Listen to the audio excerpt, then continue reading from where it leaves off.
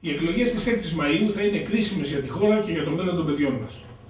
Η απόφαση που πρέπει να λάβουμε είναι πώς θα διασφαλίσουμε την παραμονή της χώρας στην Ευρωζώνη και την Ευρωπαϊκή Ένωση και με ποιο τρόπο θα βγούμε από την ύφεση και θα έχουμε ανάπτυξη και νέες θέσεις εργασίας. Και ακόμα πώς θα αντιμετωπίσουμε τη λαθρομετανάστευση και την εγκληματικότητα. Πώς θα αποκαταστήσουμε την ασφάλεια στις γειτονιές. Κάποιοι θέλουν να επιστρέψουμε στις ίδιες πρακτικές που μας οδήγησαν ως εδώ.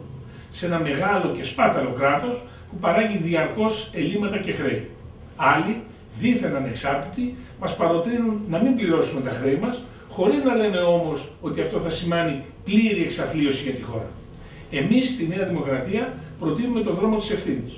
Το 2009 είπαμε όλη την αλήθεια και ζητήσαμε την ψήφο σας προκειμένου να λάβουμε δυσάρεστα αλλά αναγκαία μέτρα μείωσης του ελλείμματος. Που αν τα είχαμε εφαρμόσει τότε δεν θα είχαμε φτάσει εδώ. Δυστυχώς η πλειοψηφία πίστεψε αυτούς που είπαν ψέματα ότι λεφτά υπάρχουν και ζούμε εδώ και 2,5 χρόνια τον εφιάλτη της ανεργίας και της λιτότητας.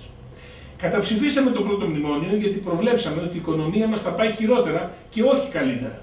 Δικαιωθήκαμε.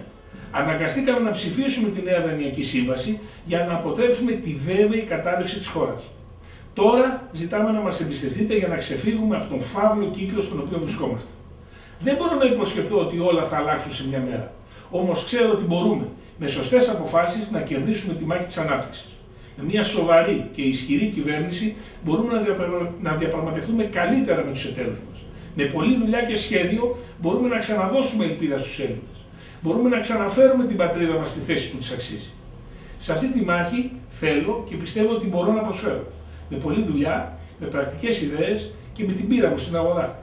Σας ζητώ να μου δώσετε αυτή την ευκαιρία με την ψήφο σας.